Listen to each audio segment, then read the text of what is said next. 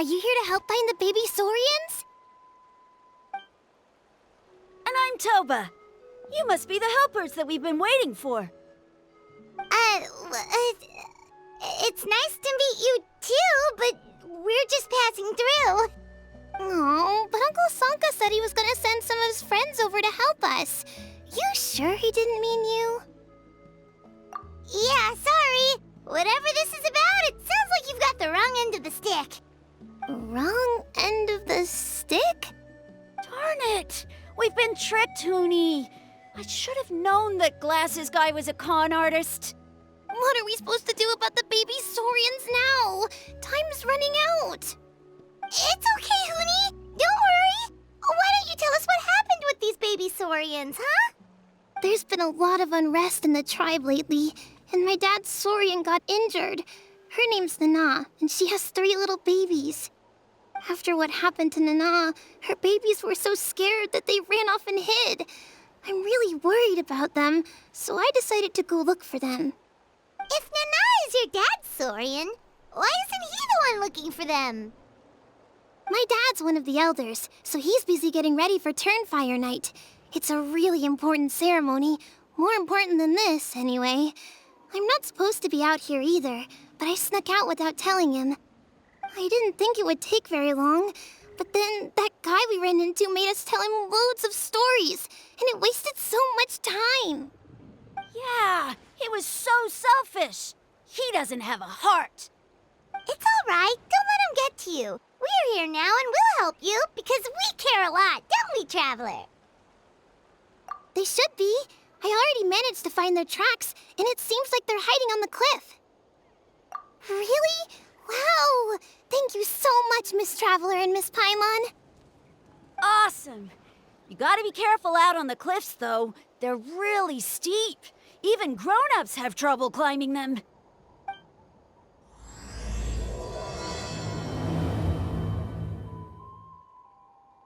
Goonie said the baby Saurians are on the cliff, so let's find a way up.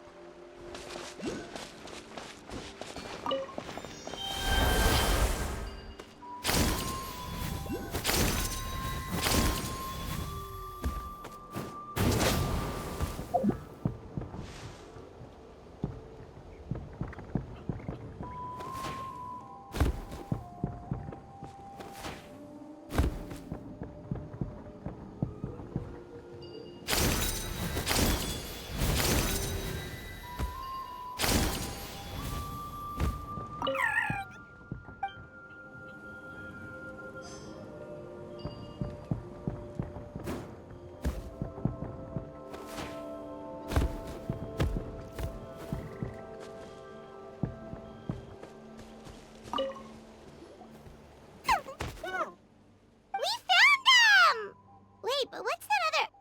A how? Well, if it isn't the gruesome twosome who wormed their way into our servant circle of friends. Still awestruck from the last time we met? Would that be why you hastily scrambled up here to pay your respects the moment you saw us? I suppose we can't blame you. Such is the spell that our majesty casts on our minions. Very well. You heathens leave us no choice. The almighty Dragon Lord, Kahula shall grant you the audience that you seek. Come, pucker up. You may now kiss our feet. Wait, aren't you like Kinich's sidekick? What the heck are you going on about? You're somehow managing to be even more annoying than the last time we met. Silence! Who are you calling sidekick? We are the Dragon Supreme, sovereign ruler of the Nation of Flame. We shall have you know that last time, were it not for Kenich's earnest pleading on your behalf, you would have received not a single word of mercy. Oh, come on. You talk big, but Kinich clearly has you under lock and key. That's great, Sovereign, to you. You dare invite the wrath of the almighty Dragon Lord, Kahula. You will burn in Turnfire for 1,000 years for your blasphemy. If you must know, our humble servant begged us to investigate an abyss incident near Hoytsidlan, and we chose to grant his request. Abyss incident? See this little lizard? Its mother, a medium-sized lizard, came under the influence of abyssal power. In her confusion, she attacked my servant's tribe, then assailed her own offspring. Yikes. So how is she doing now? She was but a lowly bug fighting against the power of the abyss. Naturally, she has departed for the Night Kingdom. Such a fragile creature. Apparently, she ended her struggle by leaping from a cliff. Leaping from a cliff? My dear anemic flying ant, as addled with questions as your head may be, please keep them to yourself and wipe that absurd expression off your face. We are the almighty Dragon Lord Kahula-How, not a wish-granting fountain. Anemic flying ant? You! Just you wait. Two can play at the ugly nickname game. We sense a faint abyssal energy. An evil sorcerer must be lurking nearby, but they are well hidden. If you encounter any suspicious outlanders, be sure to give them a robust interrogation. Suspicious outlanders? Wait, are you mocking us? Ha! How dare you cast aspersions on your ruler, heathen! You're just lucky that our servant has such vile taste in friends. Otherwise, we would beat you black and blue, and then purple, then black again! If you're not here to kiss my feet, then get out of my sight. Do not impede the work of the almighty Dragon Lord, Kahula-How! The potty mouth on that guy? Paimon is furious! Still, good to know about the abyss threat, huh? Wasn't expecting that. Let's not get sidetracked.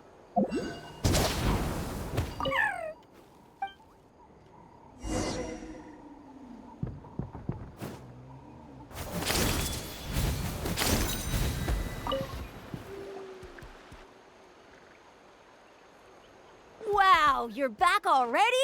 That was so fast. I'm so glad that the babies are all right. Thank you both so much. Now we can finally go home and stop worrying about them. You're welcome. Piece of cake! You're not from Natlan, right? Because your clothes look different than ours. Oh. Hey, you must be tired after all that climbing. You should come take a rest at my house. Yeah, please come. I promise you'll get a big Scions of the Canopy welcome. We love having guests, and you're really nice people. Not like Glasses Guy. By the sound of it, Glasses Guy wasn't from Natlan either, right? Uh-huh. Well, his clothes sure weren't. You know what? Now that I think about it, there was something really fishy about him. Really? Maybe he was the suspicious outlander that Ahau mentioned. Sure, if you're interested. Oh, let me think. How did the conversation go again? Oh, please, mister. I've told you so many stories already. When are you gonna help me find the baby Saurians? Just one more story. One more, I swear. Why don't you tell me more about that ball of fire? I heard that there was a huge transparent ball of fire that used to burn 500 years ago, 1,000 years ago, maybe even further back than that. Oh, you mean Turnfire. That's where the ancient name Mollypo comes from. Oh, wow. So it was the origin of an ancient name. That's impressive. Uh-huh. There's a story behind every ancient name. The legend goes that the Turnfire first appeared in the era of the Grand Alliance. It was used by the tyrant Och Khan to rule over Natlan and oppress anyone who opposed him. Turnfire is different from normal fire. If you get set on fire with it, you'll feel horrible burning pain from behind you, but you won't die from it right away. And whatever you do, you mustn't turn back to look at it. Why? What happens if you turn back? As soon as you turn around, poof! You get burned to a crisp. Well, good golly gee. I mean, it's one thing to singe someone's clothes, but burning people alive? That is a big no-no in my book. Right? How nasty is it to burn someone from behind and not even let them turn around to look? Ochcon really was an evil tyrant. Yes, shocking behavior. Now, let me guess. Eventually, a valiant hero came to save the day? That's usually how these stories go. Good guess, Uncle Glasses. Seems like you really know your stuff. The hero was called Yupanqui. He's the ancestor of our tribe. Yupanqui was friends with Ochcon the tyrant, and also Shibalanke, the first Pyro Archon. He was working as an ordnance officer for the Grand Alliance at the time. He didn't like how Ochcon was such a cruel tyrant, so he stole the Turnfire and threw it at the Ochcon's army. The soldiers couldn't defend against it, and they all got turned to ash. And that's how our ancestors set our people free. But just as he was about to leave the city, he thought he heard Ochcon calling out to him from behind. It caught him off guard, and he turned around to look. But Ochcon wasn't there. All he saw was a city burned black, an army in ruins, and giant flames reaching up into the sky. A split second later, the flames he saw burst out from inside his eyes and swallowed him up. All it took was a single glance. As soon as he looked back, he was burned to a crisp. The question is, was this the price he paid for stealing the Turnfire, or the price of turning back? Nobody knows the answer. But the fire that consumed Yupanqui burned more fiercely than any other. It burned for 100 days until it burned a hole right through the ley lines. And then, the flame dropped into the deathly dark Night Kingdom, where it still burns to this day. The grown-ups say that it lights up the path that leads to the next life. But for the dead to be reborn, they have to accept the flames and be purified by the fire first. It's like a final look back at your life, where you have to answer for everything you did. Anyway, that's the story of Yupanqui's Turnfire. Ah, a fine parable indeed. So, is it true? Is it really possible to find this fire in the Night Kingdom? I don't know. I think it's just a story.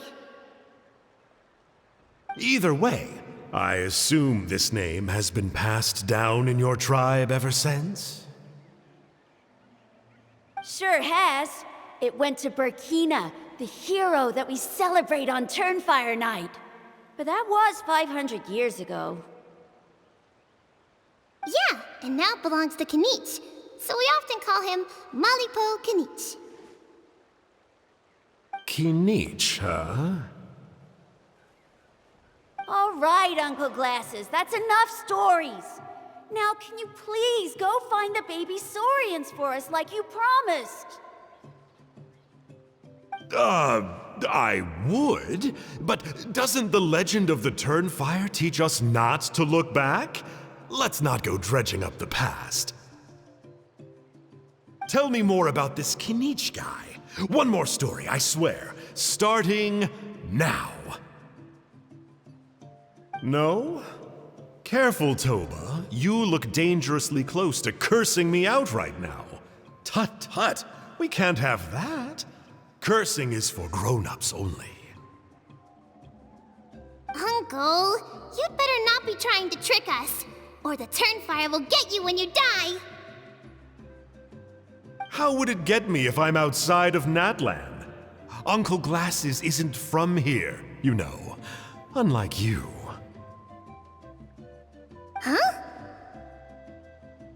Wait, is that?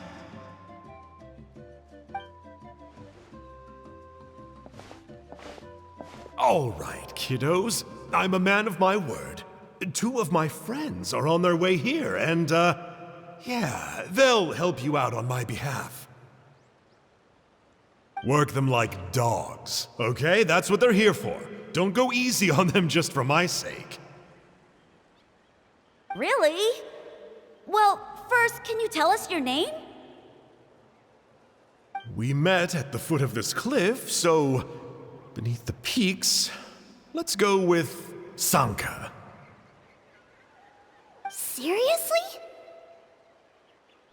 If you don't believe me, turn around and see for yourselves. They're right behind you. Huh? Where? Oh, wait! Uncle Sanka, where did you go?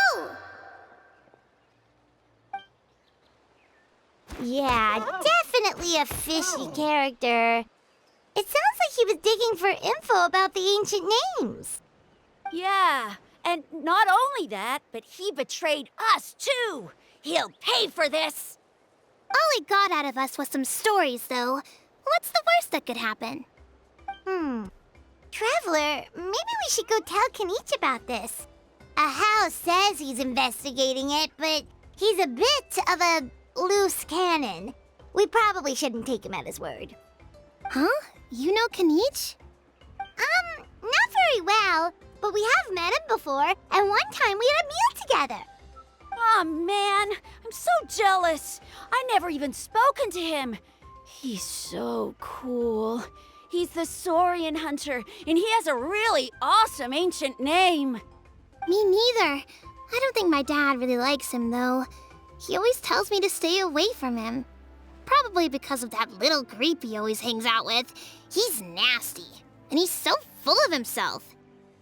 Oh, the creep who calls himself Kahul Ahau?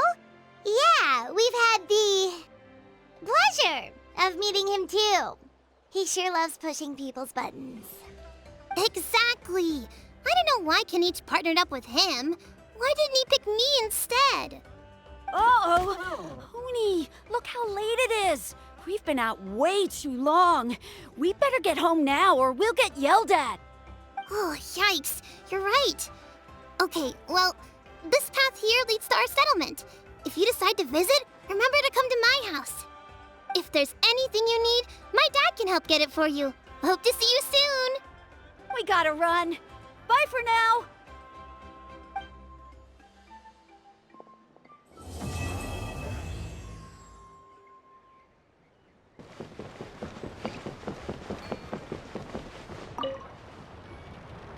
Hoonie, what were you thinking, going out by yourself? Don't you know how dangerous it is? It's okay. Toba helped me. And we met some kind strangers who helped us. And Kind strangers? What made you so sure they were so kind, huh? Oh, I suppose they had kind stranger written on their foreheads? yeah, actually, they did. In big, bold letters. Don't talk back to me. The Mountain King problem still hasn't been solved. What would I do if I lost you too? No dinner for you tonight. They were good people, Dad. Dinner or no dinner. Hello again, Hoonie. It's Miss Paimon and Miss Traveler! Dad, it's them! They're the ones who helped me! And I promised we'd take care of them if they came to visit. Oh, so you're the kind strangers. Well, I'm Trinidad. Apparently, you helped my daughter today, so if there's anything you need, just ask.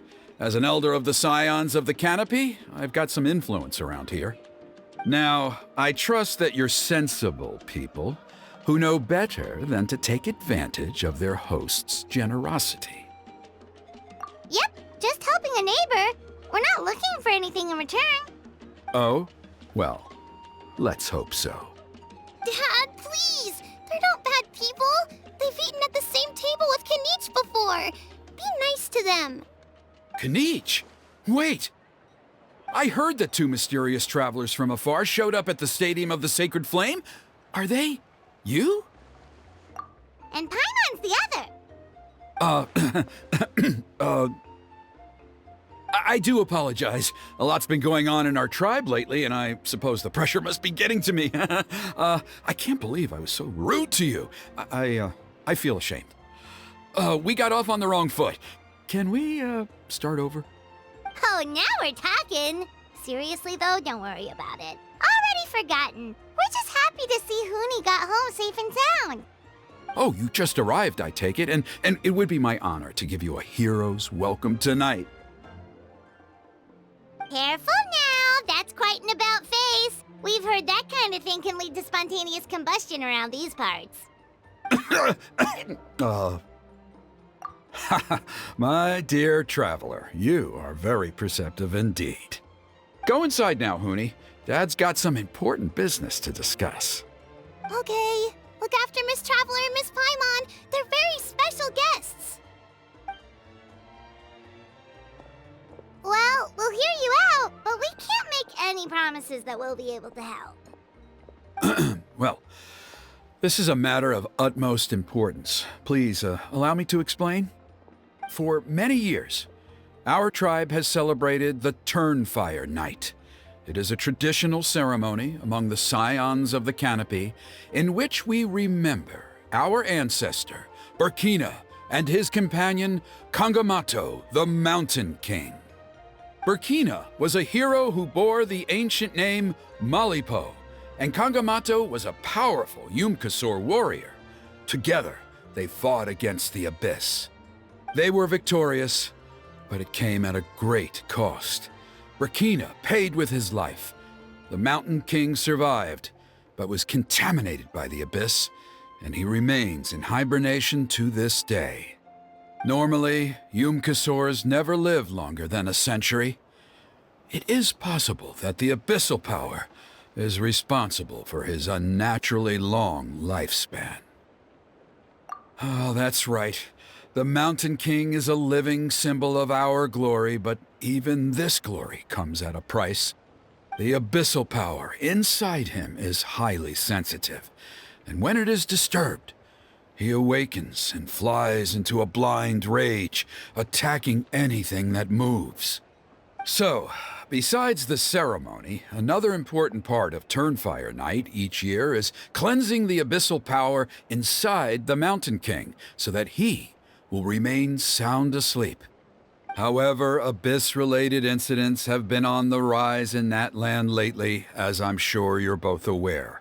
As a result, it has become increasingly difficult to keep the Mountain King in hibernation.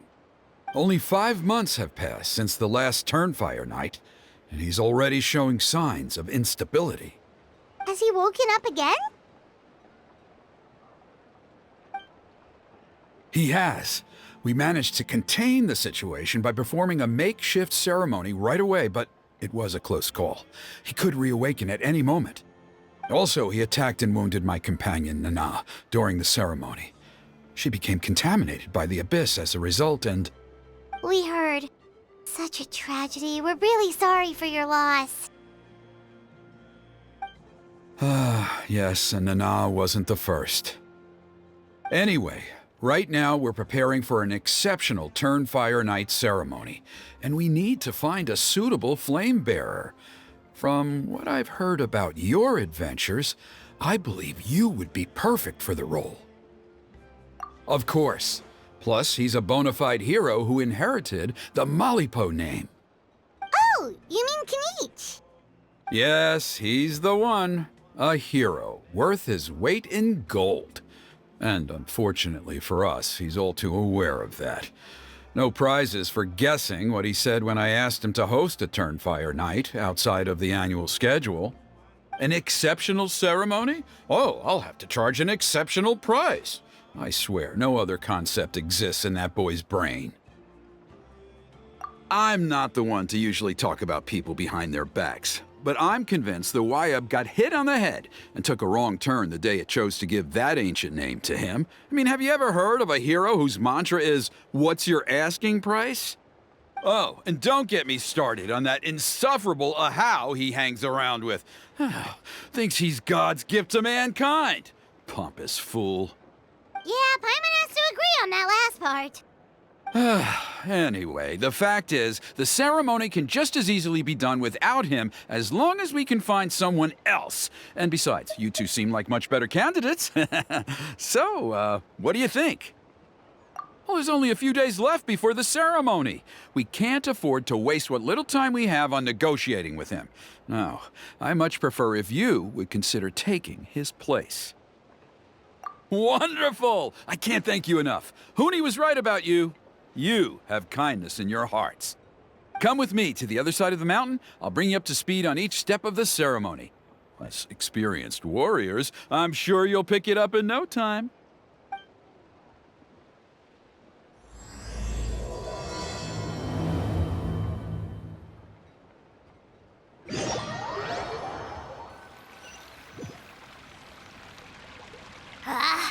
Achoo! Curses! Who dares insult the great Kahula How behind his back? Oh, great Kahul Ahau, bless you. Shut your filthy mouth, worm of the abyss!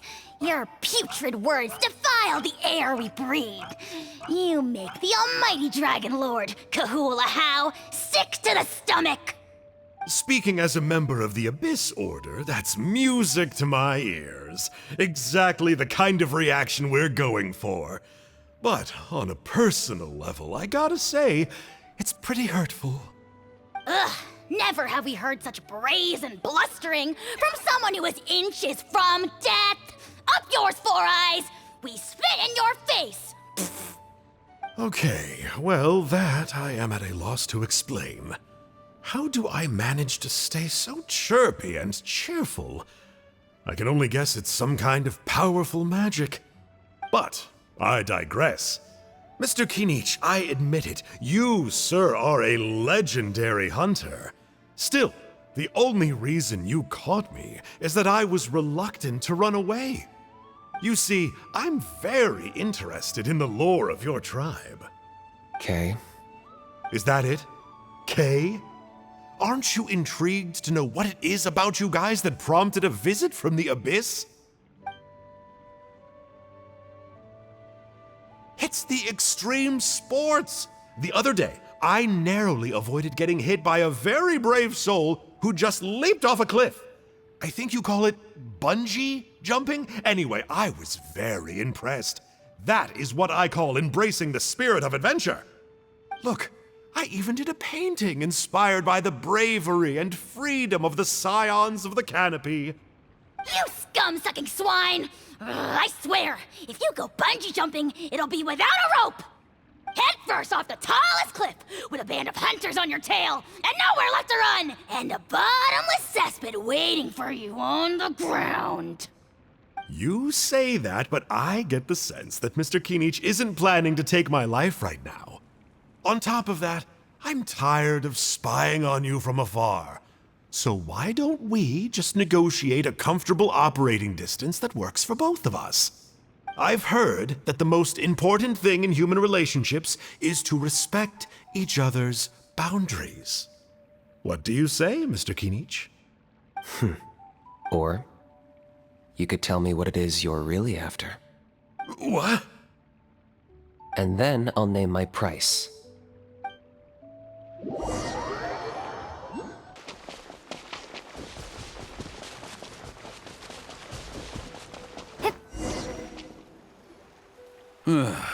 The Abyss contamination is back. No surprises there. No doubt that explains the Mountain King's recent activity. See those torches over there? Those are the Sacred Flame offshoots that we requested from the Stadium of the Sacred Flame. They contain the power of the Pyro Archon. Are you saying that the Sacred Flame and the Turnfire are the same thing? Well, for ceremonial purposes, at least. Sending someone to the Night Kingdom to retrieve the legendary Turnfire isn't exactly an option. More to the point, though, the Sacred Flame is able to burn away abyssal filth, so that's why we use it in the ceremony. Gotcha! So basically, we just need to clean up the filth with the Sacred Flame. Well, that's one part of it, yes, but the complete ceremony is a bit more complicated than that. First, the flame bearer must collect a kindling of the sacred flame from the starting point, then use a grappling hook to fly up into the sky and light each of the sacred flame pillars. Then, they must go down into the canyon, all the way into the cave where the Mountain King slumbers, lighting braziers and the final altar along the way. The most skilled flame bearers can accomplish all of this without touching the ground once. As much as I hate to admit it, Kinich is capable of this. Wow! He can do all that flying without ever falling to the ground? Well, of course Paimon can. It'd be much harder for you guys. Well, don't worry. It's not a requirement of the ceremony. You're allowed to touch the ground. The only thing you're not allowed to do is turn back. The flame bearer must always keep moving forward. You can't skip a pillar, then come back to it after lighting the next one. To do so would be to disrespect our ancestors. So, what actually happens if you do turn back? Surely the fires don't just go out. If you're not careful, you might get burned. What about today then? Does the same rule apply? Oh no, don't worry. Today is just a practice. The order doesn't matter. You just need to take the sacred flame, cleanse the filth, then go light all the braziers. Are you ready? I'll repeat all the key points again. Gather the kindling, cleanse the filth, and light all the braziers. I'll wait for you at the end. All right, let's use this kindling to complete our... There's abyssal filth over there. Let's burn it away with the sacred flame.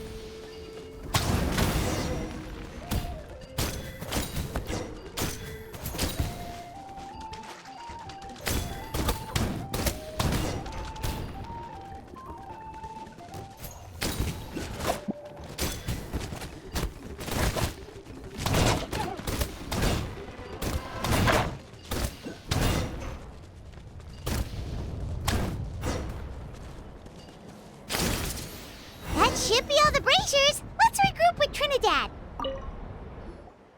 I knew I was right about you. You have outperformed all of the other previous candidates. If there was an ancient name for outstanding flame bearers, I'm sure the Wyab would consider you for the honor. Yeah, although it would probably take Paimon quite a bit longer. All right, now there's still a few days left until the ceremony, and I should probably get back so I can inform the chief and the other elders that I have found the flame bearer we need. Oh, you mean they've still got to sign off on it? Some of them are still hoping we can come to an agreement with Kinich, but that's only because they haven't seen you in action.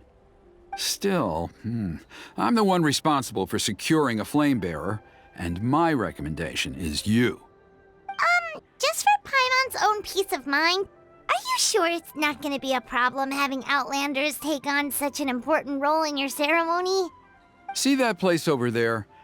There was a time, long before the age of Burkina and the Mountain King, when we, Scions of the Canopy, called that our home. After a period of upheaval, our ancestors were forced to move away. Now, it has become a place where our youths go to develop courage and kindle a spirit of adventure. If we fail to keep the threat posed by the Mountain King at bay, it might not be long before we have to move again and find a new home. So, to answer your question, I think everyone will agree that you are the right choice. Fair enough. Desperate times call for desperate measures. I'll need you to drop by my place at some point before the ceremony, if that's all right. There are still a few final details that we need to discuss. Okay, see you later then. You have my gratitude. We've helped out with a lot of other local festivals before, but this one feels a little different.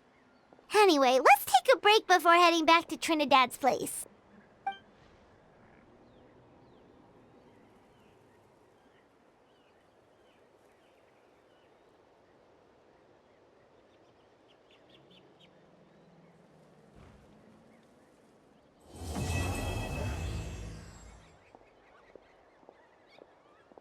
3 weeks later. Traveler? Paimon?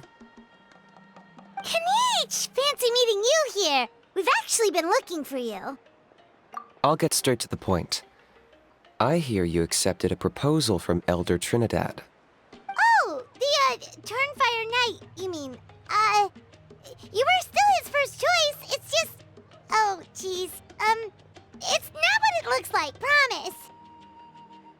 Chill, it's cool. I only mention it because there's something you should know. And I suspect Elder Trinidad hasn't been completely forthcoming with you. His true intention is to resolve the Mountain King problem once and for all.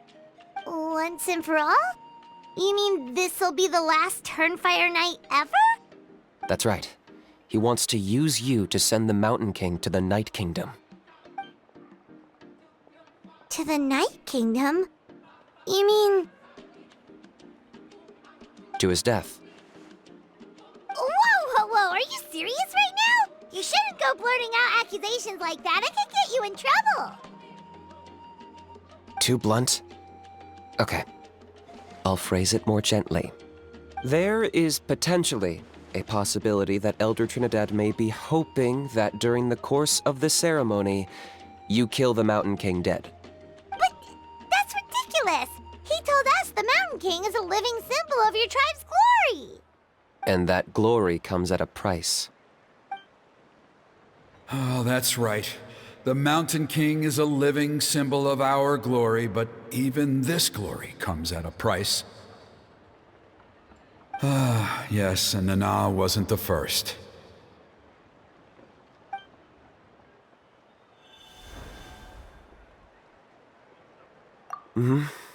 She likely won't be the last to lose her life either.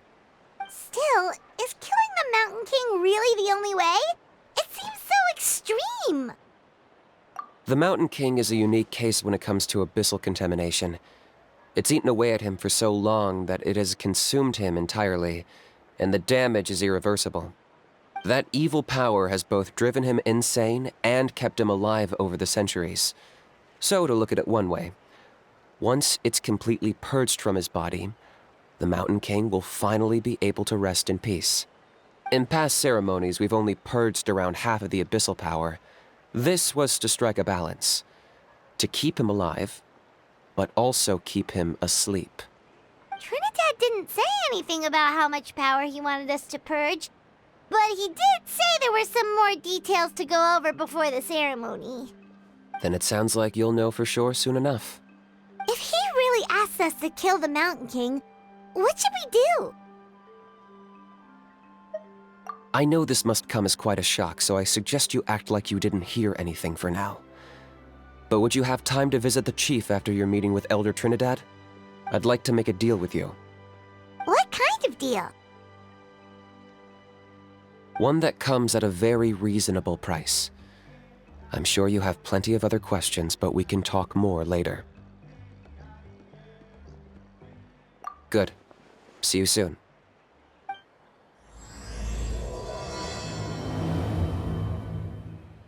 Ah, mighty Outlanders, you have returned.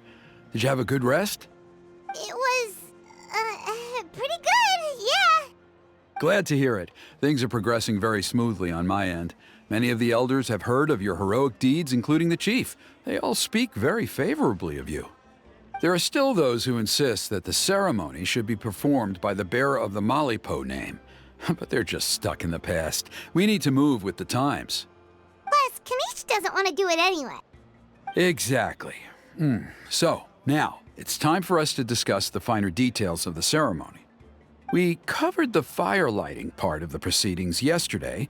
The next part is the purification of the Mountain King. It's quite simple. You just need to use the sacred flame. We've done it plenty of times before, and it's always very routine. I'm sure you won't have any problems. One point I'd like to stress, though, is that you need to burn away as much of the abyssal energy as you possibly can. The more we dispel, the longer the Mountain King will remain asleep. Asleep, huh? Precisely. In previous years, the Flamebearer has often been unable to dispel a sufficient amount of abyssal energy. That's the only reason why we have to perform the ceremony on a regular basis. But I understand that you have a lot of experience fighting against the Abyss, and you seemed to wield the sacred flame quite effortlessly yesterday. With your help, I'm optimistic this time we can dispel all the remaining abyssal energy from the Mountain King's body, freeing us from this ever-looming threat for many years to come. Traveler? So this doesn't faze you at all, huh? You clearly have a lot of confidence in yourself. If that's all you really need to know, the ceremony's in 3 days. I'll come and fetch you when we're ready. In the meantime, feel free to take a look around our settlement. It would mean a lot to the elders if you got to know some of our people. And if you wouldn't mind helping them out with a few errands here and there, that would be even better. So now we have extra errands to run? Maybe we should add a little extra to the price. Just a humble suggestion, that's all. It will help you gain the respect of our people, and as a mighty hero, I truly believe that's what you deserve. I'll be sticking around for the next few days, so if you have any questions, you know where to find me. Seems like Kinich was right. We should go meet up with him right away. Huh, you're here. Kinich, Elder Trinidad said that... I can tell. It's written on your faces. Is that the Traveler and Paimon? Forgive me for not being there to welcome you on your arrival. That should have been my duty as chief. Hello, Chief Waina. I only heard the news from Trinidad yesterday, so I asked Kinich to invite you over for a quick chat. I believe Kinich has already filled you in, so I'll get straight to the point. Firstly, I fully endorse your appointment as flame bearers for the upcoming Turnfire Night. However, I would like to request that you take steps to ensure the Mountain King's safety. Every child of our tribe grows up hearing the tales of our heroes, from Yupanqui the Firebringer to Burkina and the Mountain King who fought against the Abyss. This is our history and our heritage, the source of our pride and the center of our faith. To kill the Mountain King would be to destroy our spirit. I would never be able to face our ancestors in the Night Kingdom. Nana's death was a great tragedy, and I do not blame Trinidad for the actions he has taken. Nevertheless, I cannot allow any harm to come to the Mountain King. The very roots of our identity are at stake. My honored guests, please give this matter your serious consideration. Perhaps there is, but despite all our attempts to contain the situation over the years, we've not found it. Right now, I should like to hear where you stand on this matter. Running away won't solve anything. You just need some time to think this through, that's all. Don't worry. We'll come up with something if we put our heads together. Thank you both. There are still 3 days left before the ceremony. I hope they will bring you clarity. So, Kinich, earlier you were saying that... Let's walk and talk. I'll show you around the tribe. That works too. Paimon needs to get some air after this.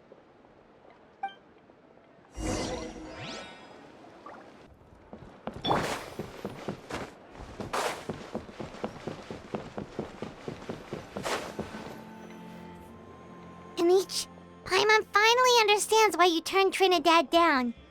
You knew what he was planning, didn't you? That's why you didn't want to be the flame bearer this time, because it's a double-edged sword. The whole Mora thing was just a sneaky excuse. Double-edged sword is right. But my response wasn't merely an excuse. To solve this exceptional problem, an exceptional price must be paid. I'm working on it. Really? Well, come on then, let's hear it! In a moment. Didn't you have a question you were about to ask me? Oh, yeah. What was it again? Oh, right. We need to talk about How. He's completely unhinged. I agree that he has a problem. He needs disciplining, so I hired him a teacher. You got him a teacher? Oh, Paimon would love to see him get scolded for bad behavior. Anyway, moving on. When we ran into a How, he said you two were investigating some Abyss thing together. Is that related to the whole Mountain King situation? Yes, that's the angle I've been working on. I'm a Saurian hunter, but I occasionally hunt the Abyss too. One time I was pursuing some purple demonic dogs when I accidentally entered a hidden space. I did some research after the fact. Apparently they're known as beastly rifts, and there are many of them of all different sizes. That's where those purple dogs were coming from.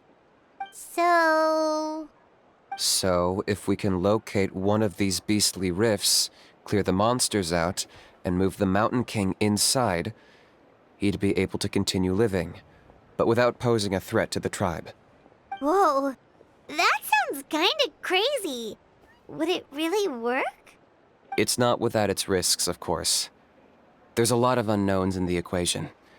For instance, for all we know, a prolonged period inside the rift could make the Mountain King's condition worse. Still, we desperately need something like this, even just as a temporary measure. You've seen the conflict the issue is causing in our tribe for yourselves, and believe me, it's been a long time coming. The chief is adamant about keeping the Mountain King alive, whatever happens. Paimon can understand. It's less about the Mountain King and more about preserving your culture and heritage.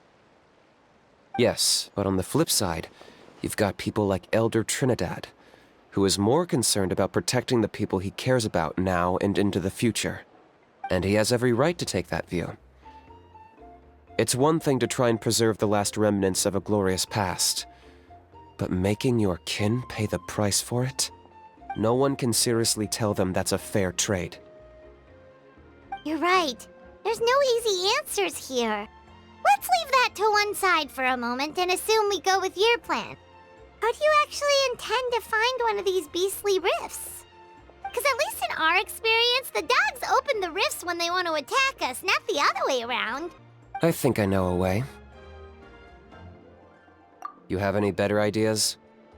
Not at the moment, but it just feels like using the power of the Abyss for our own ends isn't gonna end well. After all, the Abyss is what turned the Mountain King into a monster in the first place. People are gonna think you've lost your marbles. If it doesn't end well, then that's the price we pay. Everything in the world comes at a price.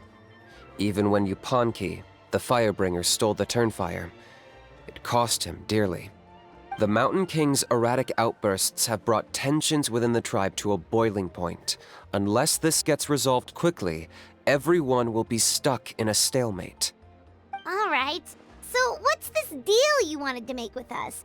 We're hardly experts on exploiting abyssal power. All I need you to do is keep people away from me. I'm getting harassed on a daily basis by people trying to convince me to be the flame bearer. I can't afford to waste all my energy dealing with them. If you help me out, there'll be a gift for you in return.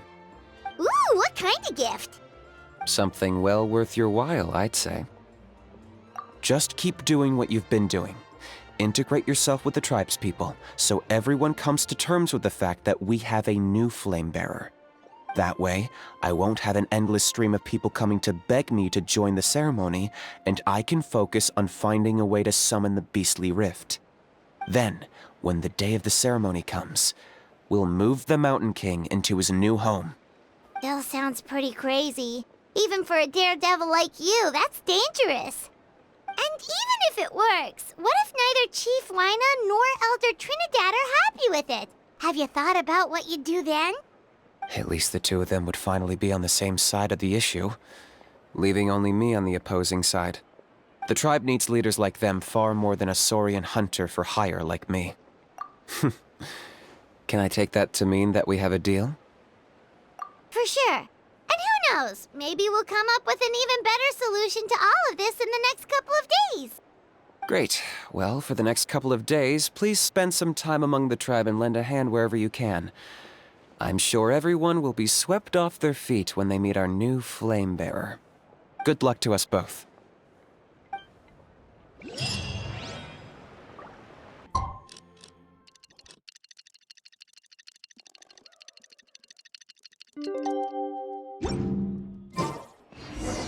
Okay, task for the day.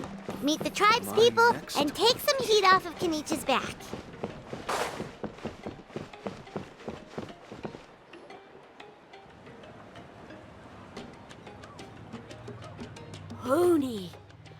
can you call the Mountain King a monster? Because he hurt a lot of people. And look what happened to Nana. But it wasn't on purpose. The Mountain King is sick, that's all. He's been hurt by the abyss. That's true. But the fact remains that he's now a threat to all of us. How can you be so harsh to someone who's sick? If you don't take back what you just said, I don't know if we can carry on being friends. Toba, Huni, what's wrong? Huni's saying nasty things about the Mountain King. It's not right. He's our hero. Once upon a time, maybe. But not anymore. Yesterday, maybe, but not anymore. Toba? Fine. I guess my dad is right. Things change, and you just have to accept it and move forward. As of today, our friendship is over. There's no going back. Oh, come on, cut it out, you two. We have some great news to tell you. The Traveler is gonna be the flame bearer for the next Turnfire Night. She's gonna do a beautiful ceremony and cure the Mountain King's illness for good. What? Really? So that's what my dad wanted to talk to you about? To be fair, from what we saw the other day, you are pretty good at climbing cliffs. Probably just as good as Kinich. Wait, speaking of Kinich, where even is that guy? Oh yeah, good question. Is he not coming to the ceremony anymore? We can get him to come, but if he catches you two fighting again, he won't be happy. He'll be sure to give you both a piece of his mind. No, we can't let that happen. I've never even spoken to him before. I can't afford to make such a bad first impression. I didn't mean to argue with Toba. All I said was that the Mountain King has done some pretty bad things. He was the one who turned it into a fight. Yeah, if you weren't friends, there's no way Toba would have come to look for the baby Saurians with you. All right. Well, because it's the Traveler and Paimon and Kinich, I'm sorry, Toba. I'm sorry for all the mean things I said about the Mountain King. Dad just really misses Nana, and I was really upset that she's gone, too. Huh? Oh. I shouldn't have spoken to you the way I did either. It wasn't very nice of me. For the Traveler and Paimon, Kinich, and for Nana. I'm sorry too, Huni. That's more like it. Now you're best friends again. Guess so. Toba, if I ever say something mean about the Mountain King in the future, I'll make sure I say it to someone else, and not you. I'd better go buy some colored cloth for my dad now. He needs it for Turnfire Night. Let's play again some other time. See you, Toba. See you, Traveler and Paimon. Okay. I'll head home as well then. See you next time. Okay, take care, you two. Even though they said they're sorry, it looks like their friendship isn't as strong as it was before.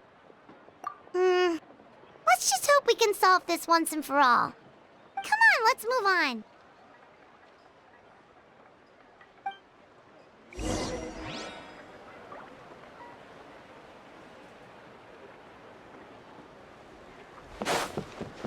Huh? What's going on over there? Let's take a look.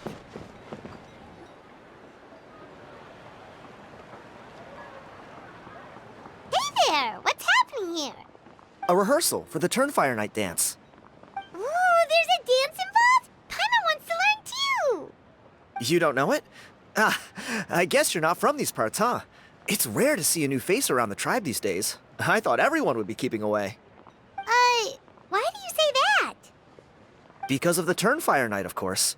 The Mountain King could wake up at any time. That's why we're holding an emergency ceremony. This isn't one of those fun and games festivals. For outsiders, it might even be a little dangerous. Well, did you know that the Flame Bearer this time is actually gonna be an outsider? Oh, I did hear about that. It's a first for sure. I would have loved to meet them in person. What? Oh, it's you? Man, oh man. Well, this is a nice surprise. It's funny, I was just thinking that I'll probably miss out on meeting the new Flamebearer since I'm not taking part this time around. Then suddenly, there you are. Must be my lucky day. You're not taking part in the Turnfire Night? How come? You're not an outsider too, are you? You must be joking. Watch this.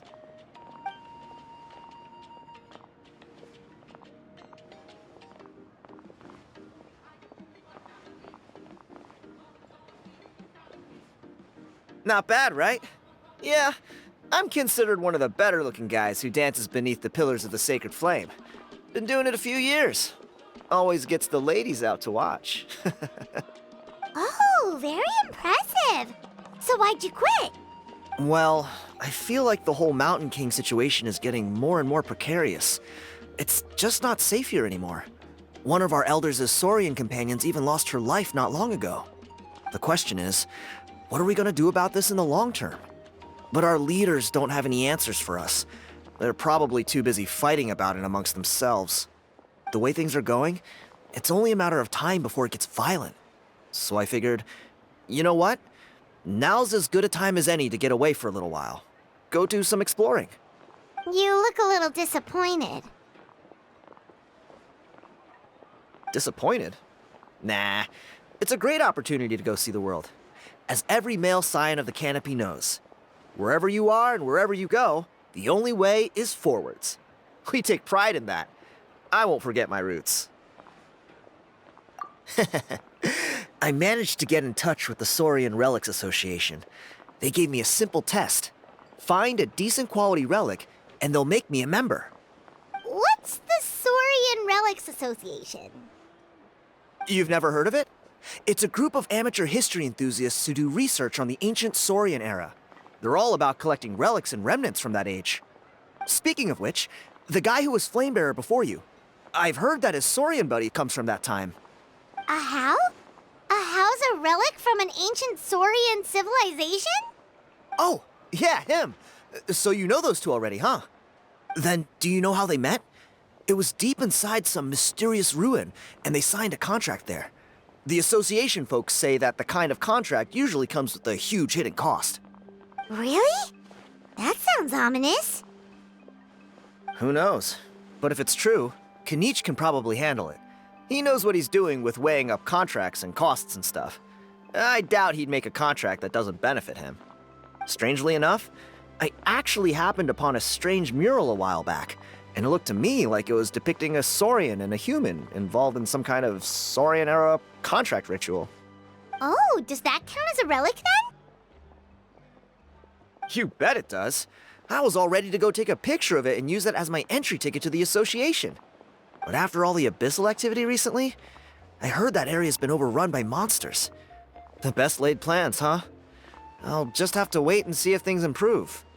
Or... you look like you know your way around a fight. I don't suppose there's any chance you'd be able to help? If all you need to get is a picture, that should be pretty achievable, right? The Traveler deals with monsters all the time. It's a piece of cake. Wait, you're seriously gonna help me out? Come on, it's no big deal. Compared to some of the things we've been roped into before, this is nothing. Pyro Archon above, you two have hearts of gold, you know that? You're the kind of people who could dive into the Turnfire deep in the bowels of the Night Kingdom, and it wouldn't burn a single hair off your head. Of course it is. All right, come with me. I'll show you the way.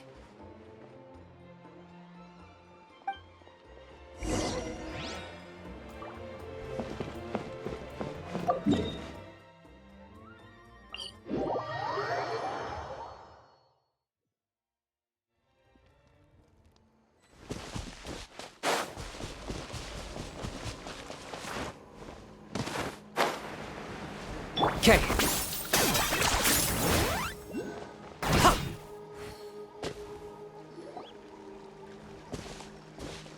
There it is. It's inside these ruins. As you can see, the place is crawling with monsters. Alrighty then. Stay back and take cover, Tiago. This could get dangerous. We'll take care of him. Great minds think alike. I'm not about to cramp your style.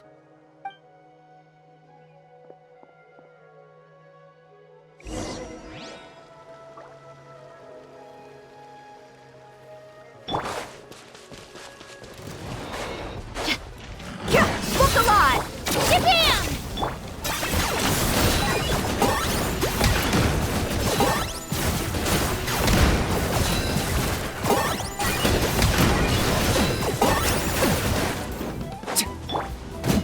You asked for it.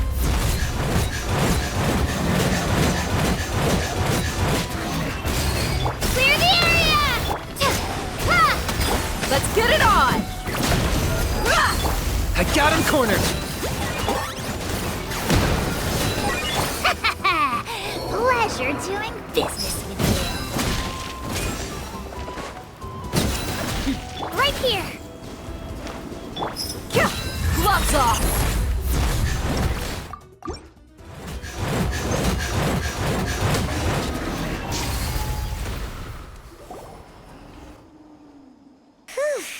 That should be the last of them. It's a good thing Tiago had the sense to stay in his hiding place, or things could have gotten really hairy for him. Hey, look! That's gotta be it, right? Definitely looks like a mural.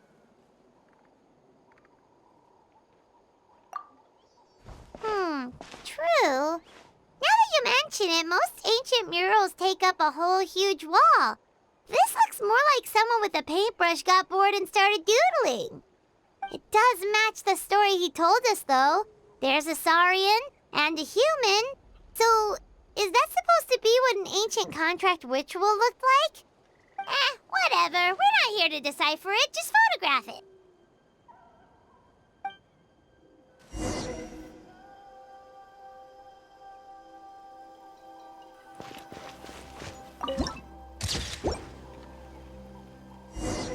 That's a wrap. Let's take it back to Tiago.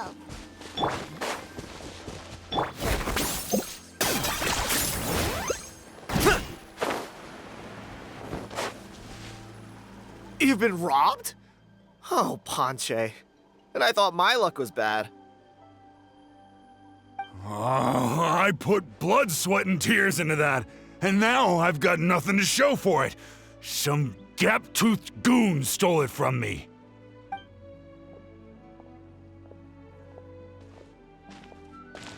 Tiago, is this the picture you were looking for? Let me take a look. Yep, that's the one. Pyro Archon above, you two are superhumans. Hey, Ponche, come and say hi to these guys. They're gonna be the new flame bearers, and they're tough as nails. Wait, are you the Traveler and Paimon? Huh? You already know each other? I don't think so. My nephew Toba's been telling everyone about you. He says you're crazy strong, super friendly, that you helped him out, and that you're gonna be our flame bearers this Turnfire night. Oh, so you're Toba's uncle. Great to meet you, sir. Sounds like we managed to make a bit of a name for ourselves. Toba's not wrong, my friend. These two are honestly some of the nicest, most genuine people I've ever met. Everyone speaks incredibly highly of them. Seriously. If you're comfortable telling them about what happened, I guarantee you they'll sort it out in no time. Really? All I want is to get the fruits of my labor back. Allow me to explain. Ponche is a well-known scholar within our tribe, author of the widely acclaimed book, Yupanqui's Turnfire. Unfortunately, the book was stolen by a treasure hoarder a few hours ago. I spent years of my life researching that book. I visited every last ruin, interviewed every descendant of every hero in our history. On the word Malipo alone, I covered at least 5 different interpretations of the meaning based on accounts from different villages. It was an unparalleled masterpiece. And now it's all gone. That little goon ambushed me during my morning walk. He snatched all of my belongings, including my entire manuscript. That book was everything to him. It's like they robbed him of his soul when they took it. Look at him. Lost and listless. He's a shell of the man he was. Dear honored guests of our clan, I am but a helpless old student. If only for Toba and Tiago's sake, please help me, I beg of you. See what I mean, Ponche? Now you've run into these two, your luck's about to change, big time. I don't know if he's still there, but come on, I'll take you.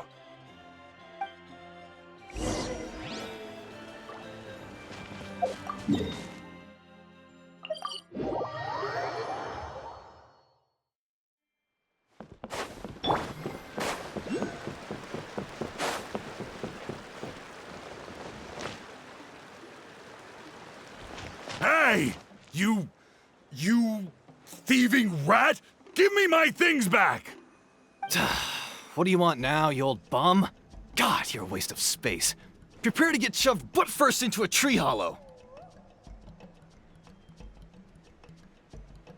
Oh, what's this? Brought a little bodyguard with you, huh? All right, let's see what you've got. What's this? Eat dirt, suckers!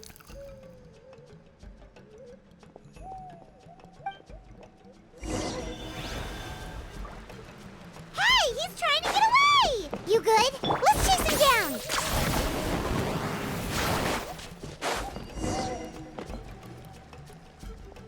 Stop, please! By all the warriors, heroes, gods, and kings, I can't run any longer. Please, I don't have your stuff anymore. Have mercy. Oh, yeah? Well, where is it then?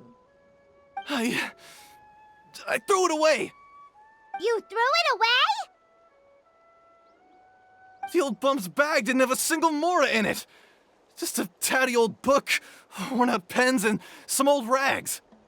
All that time lying in wait was for nothing. I was so mad I just threw all of it away. Is that really the truth? Okay then, where did you throw it away? The same place you found me. Look, I swear on the Pyro Archon it's the truth. May all my worldly possessions be turned to ash by Turnfire if I'm lying. Okay, that's a pretty strong oath. What do we do now?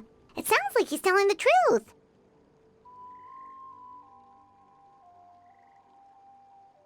Right.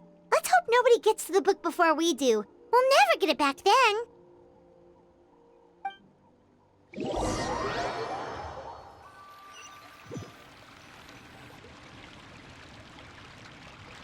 Although the Turnfire is a heroic symbol in Hoytzatlan, it always comes with the more ominous implication of eventual tragedy. This holds true for all bearers of this ancient name in recorded history. Each one of them died of non-natural causes, as if the specter of the Turnfire was always lurking in the background. This appears to suggest the existence of some higher power that is always watching the name-bearer, examining their actions, and eventually demanding payment in return. None can escape this payment, unless, perhaps, they could honestly swear by Turnfire to never make a single mistake in their entire life. Yupanki's Turnfire. What an incredible work on ancient name philology. I can't believe it was just lying there for me to take. Let me see, the author is Ponche. Nice. A gentleman and a scholar. Silence, book muncher! The great Kahula will suffer your droning voice no longer. Do you truly find no joy at all in perusing such rich historical records? Joy? What joy is there in this pointless drivel? Well, it makes a pretty shocking prediction. Every bearer of the ancient name Malipo eventually meets a grisly end. Maybe that's the price you pay for the name that means price? What? You're saying Kinich will die a violent death? So I'll finally get to take over his body? When will that glorious day arrive? The great Kahula demands to know! Wow, you are just irredeemable, aren't you? an agent of chaos down to the core. You make us Abyss Order folks look like saints in comparison. Silence, maggot! To presume that anyone compares your kind with the great Kahula is sheer vanity. And if that day ever comes, oh, your doom will soon follow. You don't need to lecture me about Doomsday. Here's what I know, based on countless historical texts. All civilizations will be reduced to rubble by the passage of time. From ancient kingdoms to heavenly thrones to worlds beyond, there are no exceptions. But from the ruins of every civilization, the dust will rise and never settle, thus transcending the confines of time. That dust is what we call a civilization's spirit. And you, great Kahul Ahau, are one such speck of dust from a bygone age. I've paid dearly for the chance to observe you up close. Now, let me take a good look at you. We'll see whether any memories of that age still remain inside you.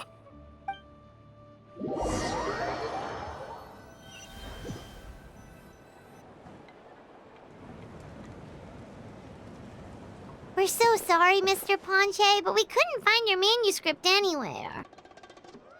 Does that mean all of my hard work was for nothing? You gotta stay positive, Ponche. You might have lost the book, but the brains behind it are still intact. Surely you remember the main points at least? The whole reason I worked so hard to get it finished before the Turnfire Night is because I hoped that maybe it might help us find a way through these trying times. But now...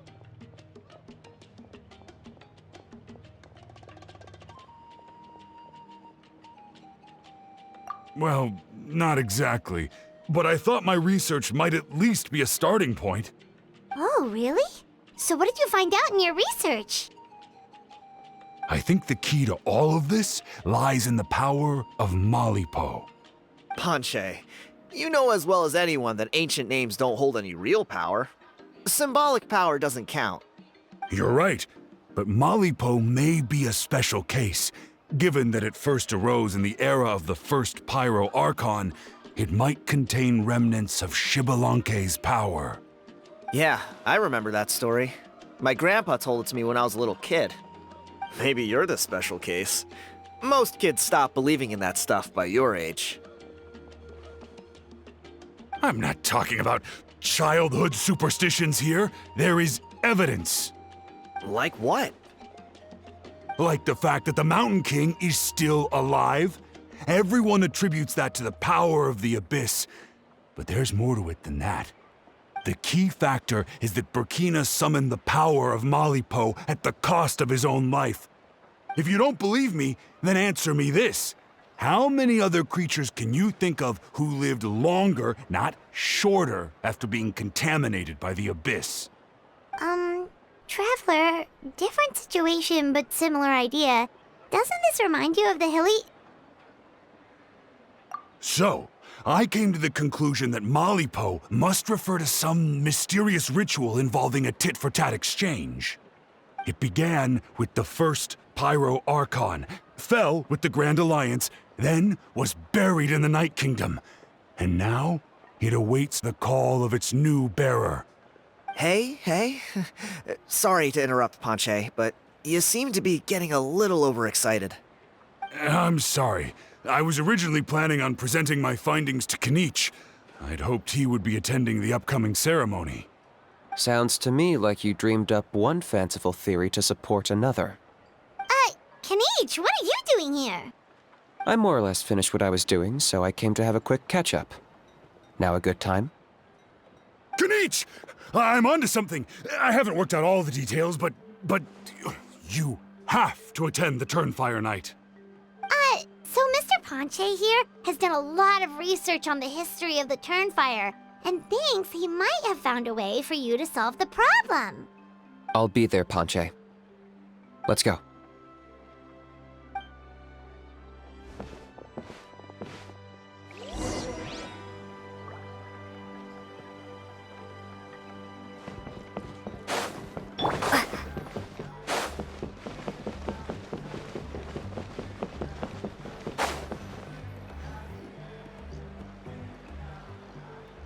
Here will do. Yeah. I'd like your help giving it a trial run tomorrow. If that works, we have our plan come Turnfire night. Sounds like you're not considering Ponche's idea. You heard him. He hasn't worked out the details yet. We need a more practical solution with concrete steps to follow. Yet. Are you saying you think he might actually be onto something? I think it's possible, based on something I know about the war 500 years ago. Burkina didn't fall to the abyss. He was killed by the Mountain King in an episode of madness. In his final moments, Burkina made the fateful decision to not fight back, and instead pass his blood and power on to the Mountain King. Maybe he thought the Mountain King was stronger than him and more valuable to the tribe. Or maybe it was just out of loyalty to his friend. Either way, I can believe the Turnfire was involved. Whether you think his sacrifice triggered it, or his fate was sealed from the moment he took the Malipo name, it makes sense to me. How can you drop these truth bombs with such a straight face? This is what I've gleaned from my many interactions with the Mountain King. His mind is so disordered. It took some time to piece it all together. The story Elder Trinidad told you was the more palatable version of events. The truth is even darker. The Mountain King's mind isn't just disordered. He is suffering and feels great shame. I believe he wants to be put out of his misery. What? Then what should we do? Should we grant him his wish? Of course not. We should help him move to a new home. It's the only practical solution. The Mountain King is a hero to my tribe. An object of worship, even. Ending his life would be like desecrating a statue. Still, he's been the cause of multiple disasters, and we can't afford to have any more. Ugh. Practical solutions hurt Paimon's brain. Can we follow our hearts next time? Then let's break for the day. I've already found a suitable venue for tomorrow.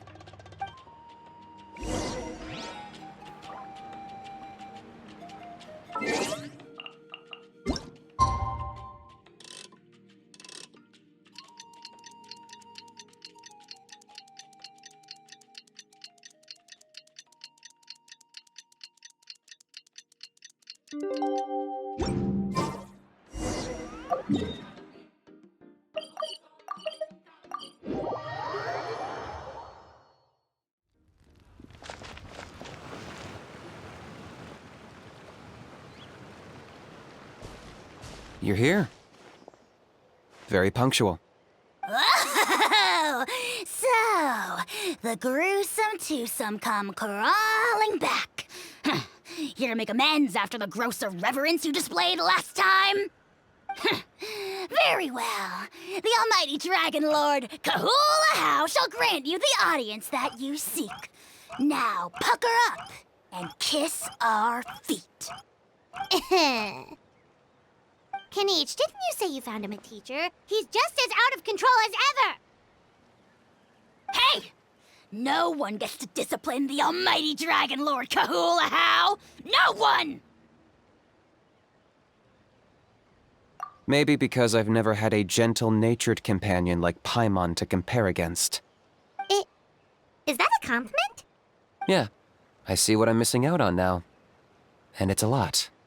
Kinich! Ugh! We could drown this measly flying ant in one droplet of spit! How dare you compare her to the almighty Dragon Lord Kahula? Oh, just wait till I possess your dead body! I will commit heinous atrocities! Tear down your legacy! Destroy your reputation! Wreak havoc on your... Ugh!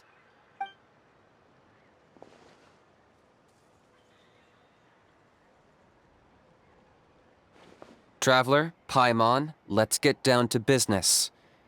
Once we've opened the beastly rift, you're welcome to toss a how in there for a couple of days. With pleasure. You don't need to ask twice. I got my hands on this device in a trade. It's meant as bait, but it'll also stabilize the abyssal energy. The rift hounds will tear through space to get to this, Once they're here, we take them out and claim the rift for ourselves. You'll find out soon enough. First, let's try this out.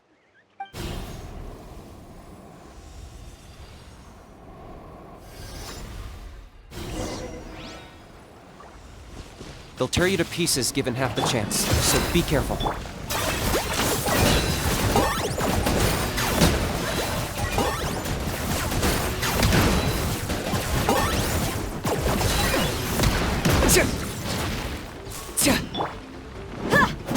Let her rip! Water jet!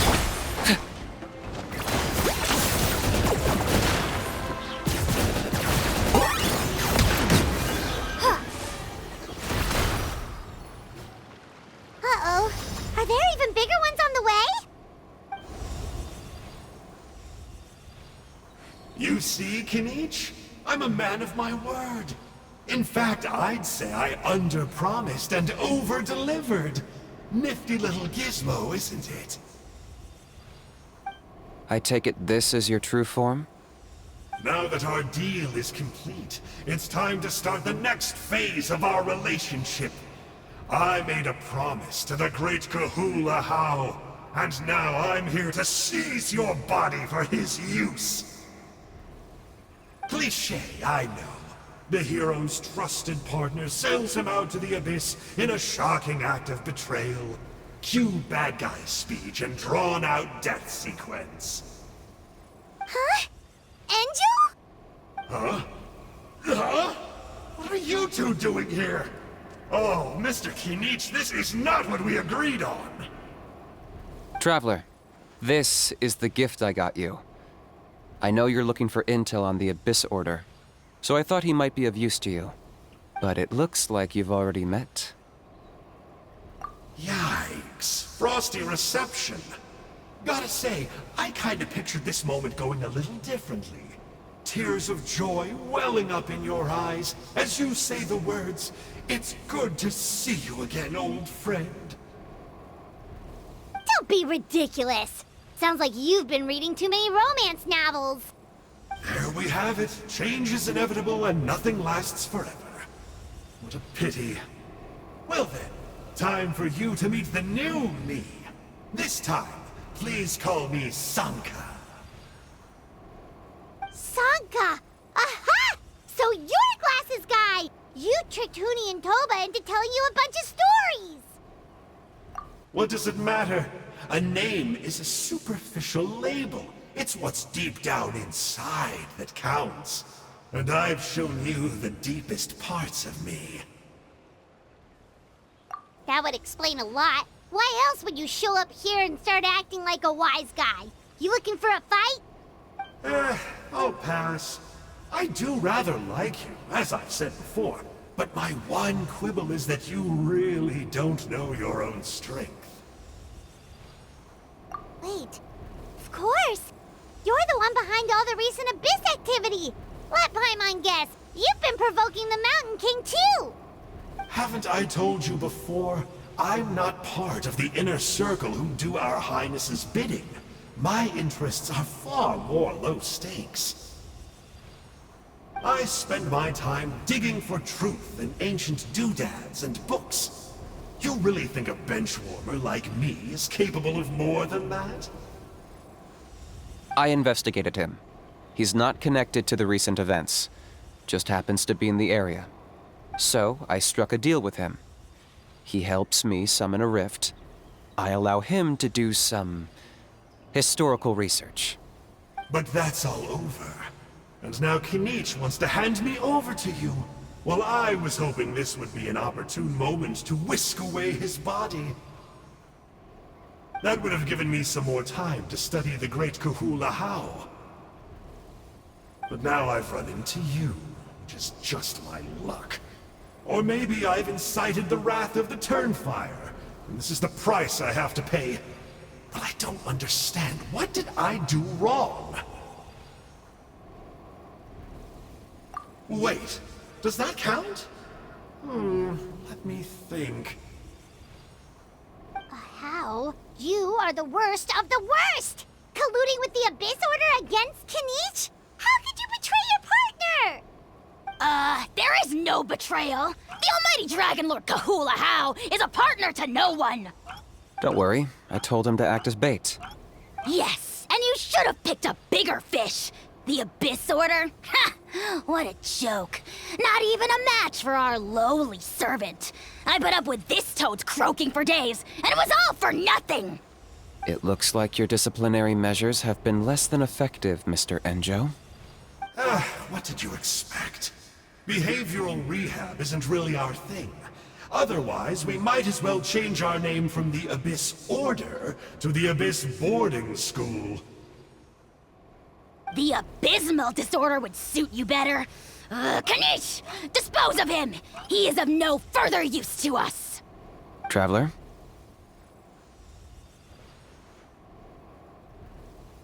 Hey now, I may be a lowly clerk, but don't underestimate me.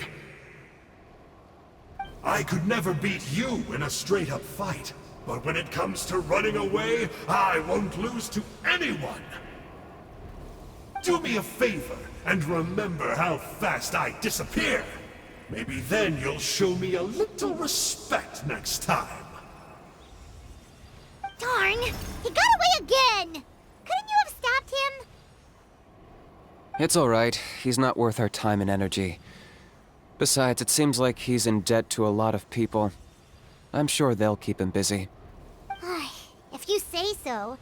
Still, Paimon's kinda surprised that you actually struck a deal with someone from the Abyss Order. To borrow that guy's words, names are superficial labels.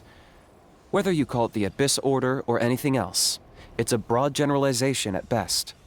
Think of it like apples that have fallen from a tree. If you tasted each one, you'd find that they're all at different stages of ripening. Even the unripe fruit blown off its branch before it's fully grown can still be brewed into a fine wine. Everything has its use. Huh. Well, in that specific sense, maybe Enjo's not such a bad apple. Not rotten to the core, at least. Of course! Only the almighty Dragon Lord, Kahula How, is rotten to the core and evil beyond redemption. Ugh. So what exactly are you anyway? You're definitely the evilest little thing Paimon's ever met. Don't worry, he can't hurt a fly.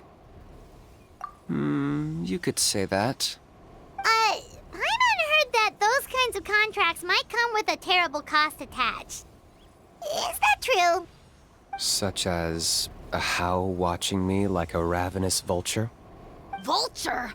Vulture! We are the Dragon Supreme, sovereign ruler of the Nation of Flame. Let's pick this up another time. It's getting kinda late. You should go back and get some rest. Big day ahead. Tomorrow's Turnfire Night. Time to light the sacred flame and burn away the filth for a legendary 500-year-old warrior. Oh yeah. Hearing you lay it out like that is making Paimon a little nervous. For all the work we've put in, it all comes down to tomorrow night. We have to make sure we solve this problem once and for all. Then it can't hurt to say this one more time. Good luck to us both. See you tomorrow.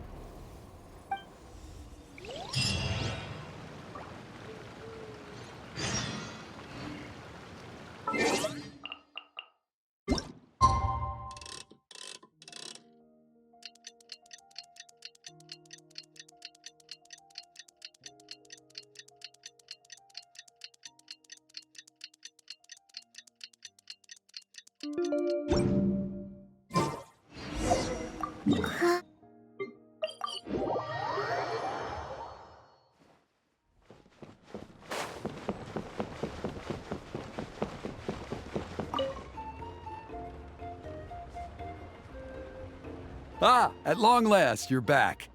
I hear you've done much for our people these last few days. Everyone has nothing but praise for you. Many young people have heard the rumors too. They're all eager to meet our new flame bearer. Well, they won't have to wait for long. It's almost time for the ceremony. We really hope we can resolve the Mountain King situation quickly and smoothly. Seems like a lot of people have been worrying about it, huh? Well, it's nearly time. So, if you're ready, then follow me to the ceremony site. Off we go!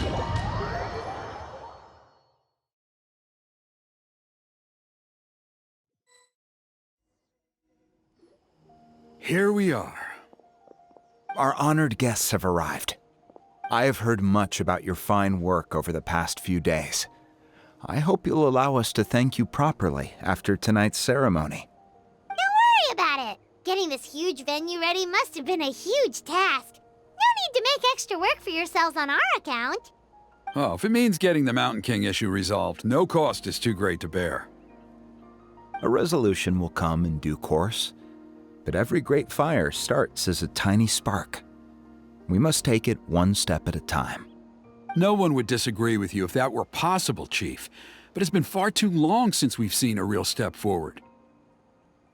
Look around you. Can't you see how our numbers have dwindled since the last Turnfire night? The ceremony was arranged on short notice. Many are away from home and could not make it back in time. That may be so, but still. Good evening, Traveler in Paimon. Kinich! Not a moment too soon. Chief Wayna, Elder Trinidad, could you give us a minute? I'd like to give the Traveler a few pointers as the previous Flamebearer. Very well, but make it quick.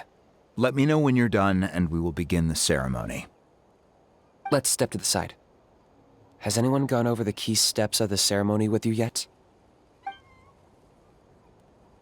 Yeah, Elder Trinidad did, but, Paimon seems to have forgotten them? What a surprise! The flying ant has an ant-sized brain.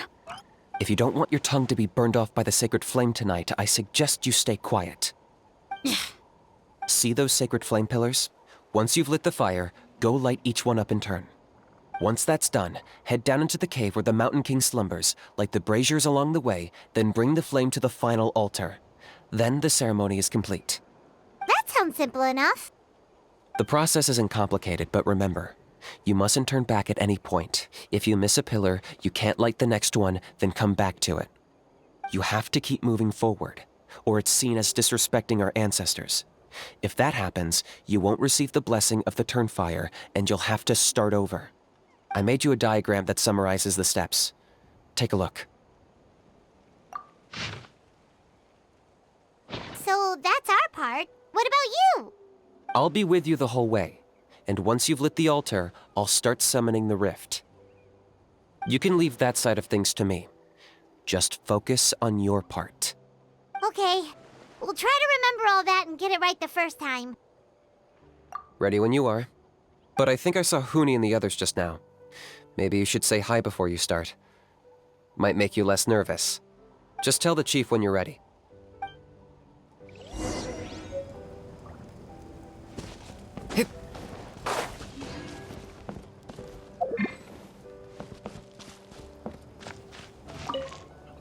Oh, Miss Traveler! You look so pretty today! You're gonna make sure the Mountain King never threatens us again, right? I believe in you. I'll be cheering you on the whole time.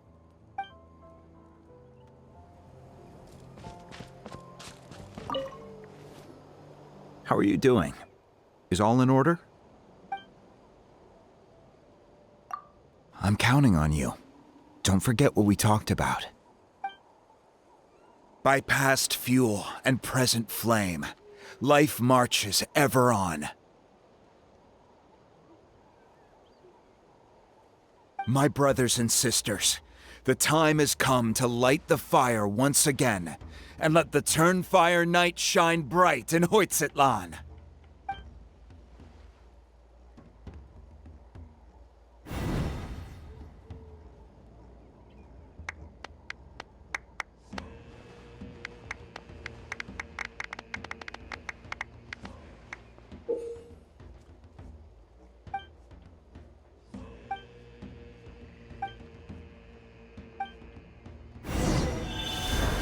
Go get the sacred flame.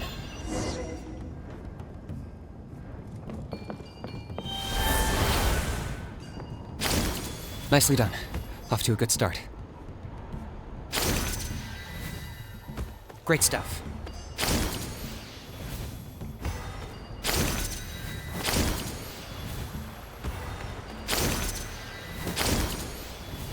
You're over halfway. Keep it up.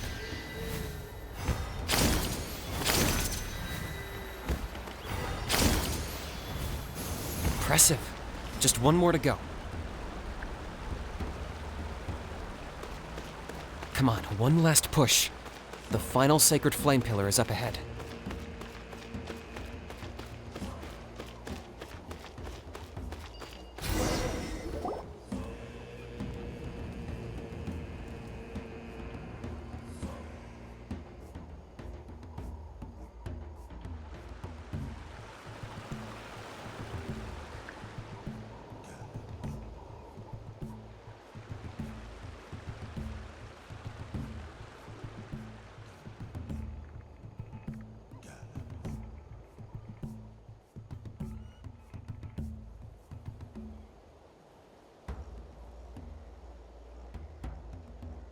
Great!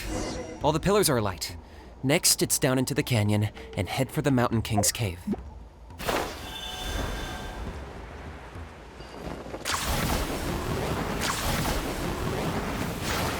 Hup.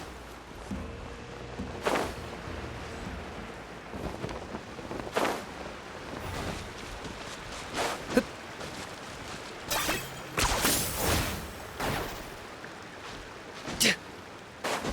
Almost there. The cave is just up ahead.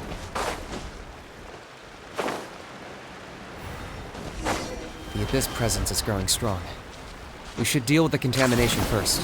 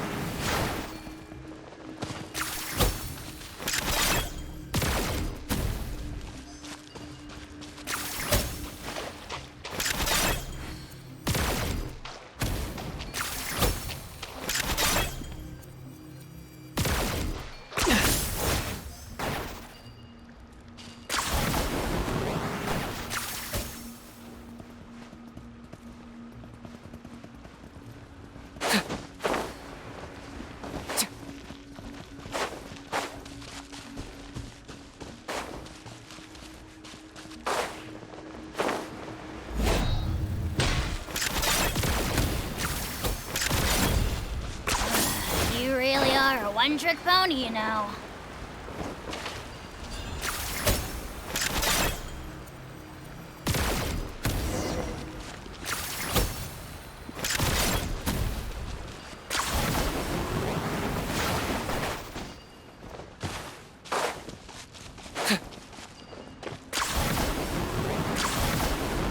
There's the altar of the sacred flame. Remember, light up the torches around it first.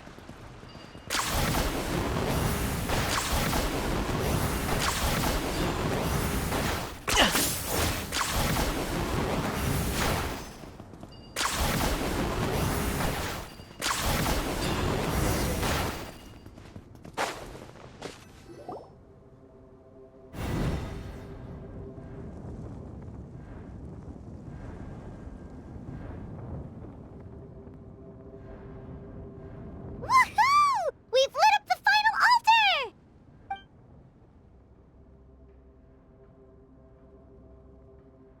That's the Mountain King up ahead, right? That's him. Kangamato, king of the Yumkasaurs from 500 years ago. He's very powerful. Paimon can tell. He's huge. Let's tread carefully. We don't want to wake him up. You've made it at last. You did even better than I expected. Traveler, now comes the final and most important step of the ceremony. Please use the power of the sacred flame to cleanse the Mountain King of abyssal filth. There's no need this time.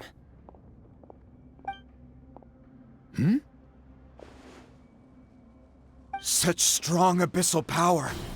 What is that thing? Kinich, what is the meaning of this?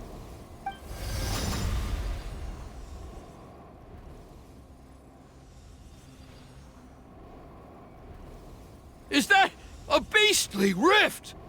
Chief Waina, Elder Trinidad, this is about to get a little dangerous. You should step back. What do you think you're doing? Solving the Mountain King issue. You mean by having him torn to pieces by rift hounds? No, stop! We can't let that happen! Foolish locusts! Can't you see? We're trying to shove your Locust King into the beastly rift! But... I'm sorry, Chief Wyna and Elder Trinidad. This is the only way. Can you promise me that no harm will come to the Mountain King? I can't guarantee it, but I'm fairly confident. Traveler, this is not what we agreed on! You must cleanse the Mountain King of every last trace of abyssal contamination!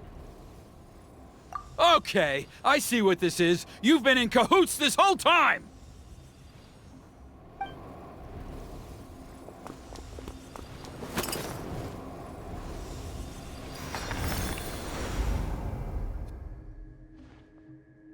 Ugh, you imbecile! What have you done?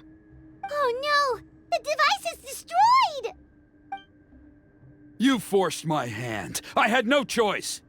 Elder Trinidad? What are you doing?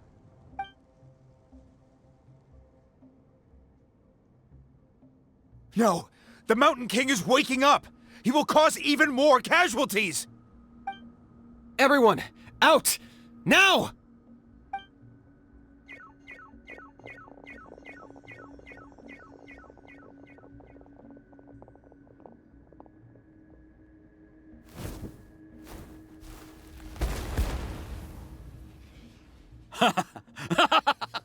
Well, it seems there is only one way to awaken you all from your willful blindness. More sacrifices must be made.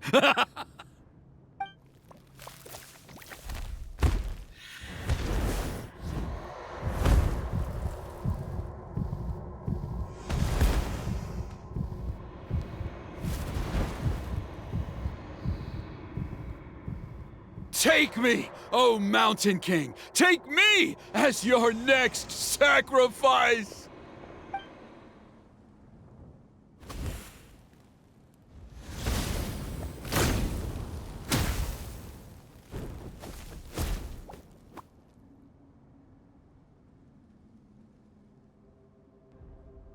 Everyone's still outside. We have to keep the Mountain King here. Give me a hand!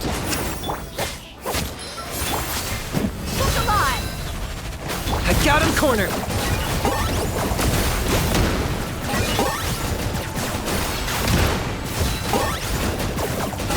Watch out for the fruits he's spitting out. I can use those against him.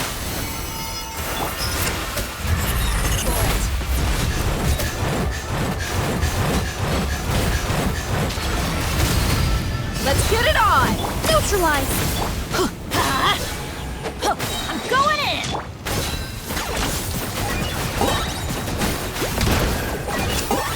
Shadow the past! Mine to command! The glory to which none can compare!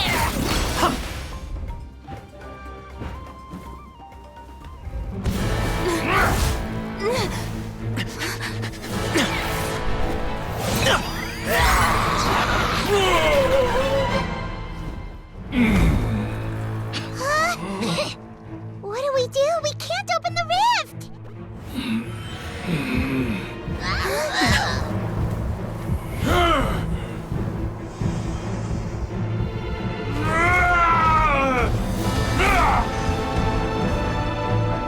Kill me!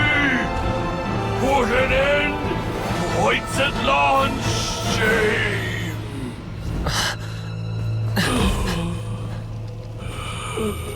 By past fuel and present flame, life marches ever on.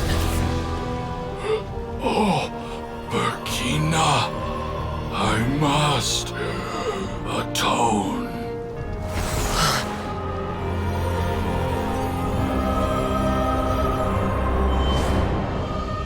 Patience.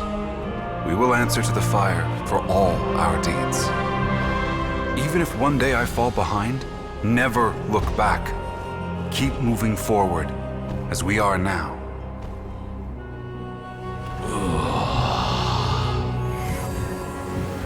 Live with your guilt and shame.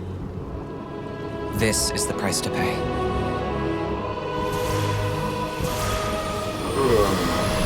Heir to the Turnfire, please use my ruined vessel to train the heroes of the future. The will of Kangamato will march ever on, till the abyss is stamped out.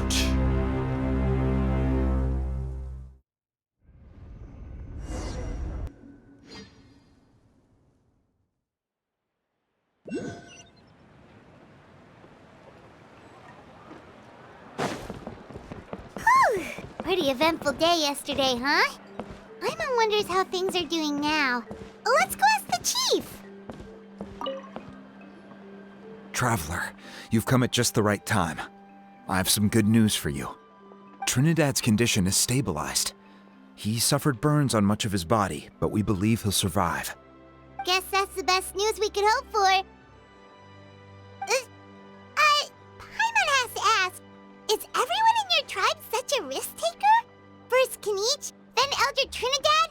Is this the scions of the Canopy's adventurous spirit in action? We're simply not afraid to charge ahead into the unknown. He's fine. Don't worry. He's gone to check on the Mountain King. Something most mysterious has happened. After the incident yesterday, a transparent shell is formed around the Mountain King's body. We don't understand the mechanism behind it, but the shell appears to insulate him against the influence of abyssal power. It is somewhat akin to a scab, in that it stops the abyssal energy within him from bleeding out, while also preventing further abyssal energy from seeping in and infecting him. We've never seen anything like it. The tribe's most senior elders believe it was caused when he was burned by the sacred flame, similar to the way burned wood becomes charcoal. I think their theory makes sense. After all, we've never thrown the Mountain King directly into the sacred flame before. Wow. So it's made a barrier against abyssal energy? That's a good thing, right? It's practically a miracle from what we've seen of it so far. It means that the Mountain King's level of abyssal energy is now stable. No longer will we need to perform an annual cleansing ceremony. Wow, that's amazing! I know what you're thinking. The young people in the tribe are already speculating that yesterday's ceremony was a Turnfire night like none other in our history. Because you and Kinich, you summoned the very flame that appears in our ancient legends. A great transparent ball of fire. And that fire is what saved the Mountain King. Whoa! So that was the real Turnfire? I may be the chief of this tribe, but I've only ever known the Turnfire as a concept in our legends. I cannot answer that question. If anyone can answer it, I suspect it would be the bearer of the Malipo name. He is in the Mountain King's cave as we speak. Ah, so Kinich then. Why don't we go see how he's doing?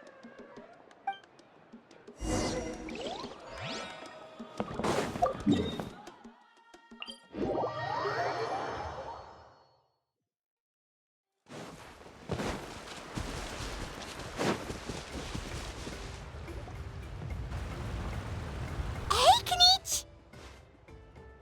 Hey yourselves. You two doing okay after yesterday? We were gonna ask you the same question. You scared Paimon half to death when you rushed into the fire. Sorry, I couldn't just stand and watch the Mountain King get burned alive. So you thought you'd try and extinguish the sacred flame with Dendro? Or is that an attempt to make the almighty Dragon Lord Kahulahow die of laughter? The sacred flame only possesses a fraction of the Pyro Archon's power. It's not as if I was fighting the Pyro Archon herself. Kinich, when you went into the flames, were you intending to, Intending to what? to, do the same thing as Burkina? Sacrifice myself? Of course not. My focus was on keeping the Mountain King alive, not on what it would cost. But now I'm curious. What made you think I was going to sacrifice myself? Well, because everyone's saying the Turnfire is what saved the king last night. And Ponche's theory was that summoning the Turnfire is a tit-for-tat exchange, right? So, Paimon thought you decided to pay for it with your life. So you've heard that rumor too. I'm afraid I can't say for sure. What happened yesterday was a first for me too. Well, even know, there's probably no one in the world who does. What I would say is, if that really was the power of the Turnfire, I'd sooner believe that the Mountain King summoned it himself. The Mountain King?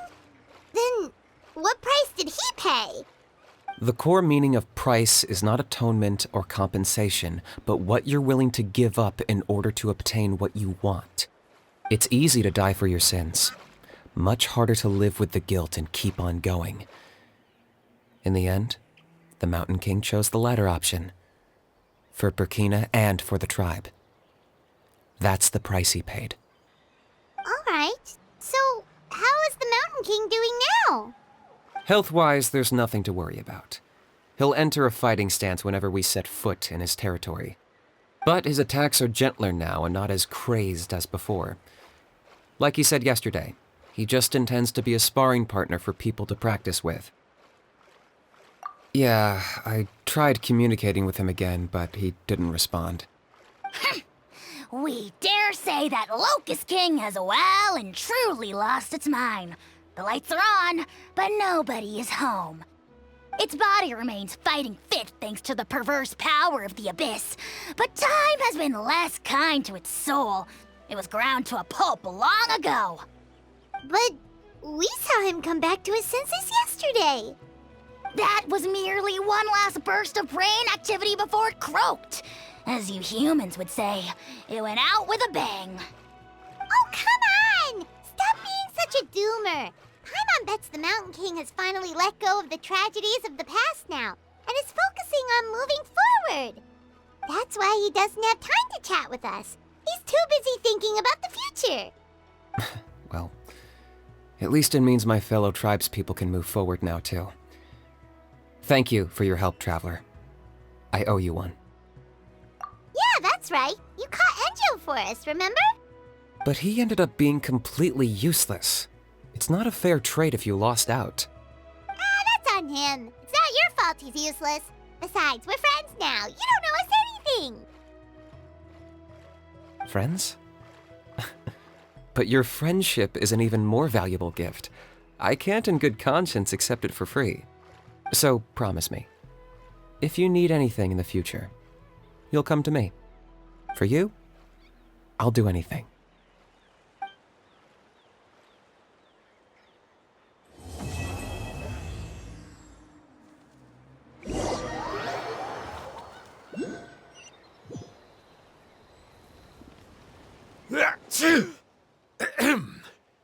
So, in the end, only poor little Hoonie got the sad ending? Yeah, everyone's happy except me. First Nana, then my dad. Why does everyone in my family have to suffer? Hoonie, it'll be okay. Your dad will get better soon. Toba, you're my friend, so I shouldn't say this to your face.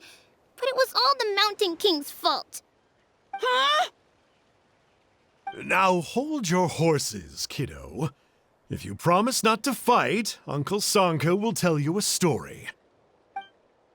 Okay, before you roll your eyes out of your skull, I promise you can trust me. I almost got my eyebrows burned off by the Turnfire after last time. That's why I came back, to make it up to you. All right, I'll just get to the point. Do you know what Uncle Sanka loves the most about your people? What? Your extreme sports. Huh? On my first day here, I got hit by someone falling out of the sky. I believe you call it bungee jumping? It's a dangerous sport, to be sure, but the courage it took to make the jump impressed the heck out of me. So, I introduced myself to the jumper, we made friends, and I even helped treat her wounds. Oh, such a nice friend. Of course. Anyway, the good times didn't last, because I got captured by a powerful foe, so we had to part ways for a while. In the hands of the enemy, I was scorned, scolded, and nearly given away as a gift. Oh, it was so humiliating. A horrible experience to look back on. Why does Uncle Sanka always have to suffer, I thought. So I feel your pain, Huni. I was in the same position. But in the end, I made it through, and I left all of those painful memories in the past. I even managed to reunite with my friend. Is that it? The moral of the story is to look forward in life, right? Yeah, we've heard that one millions of times. Sorry, Uncle Sanka, but you're not cut out to be a teacher. Very smart, Huni, but not quite smart enough. What I'm trying to tell you is that after I reunited with my friend, I found her injuries were all healed, but she really missed her family. So, I thought you might like to see her too. She's right behind you. Turn around and see. Another trick about not turning back? I'm not falling for that one again. Huh?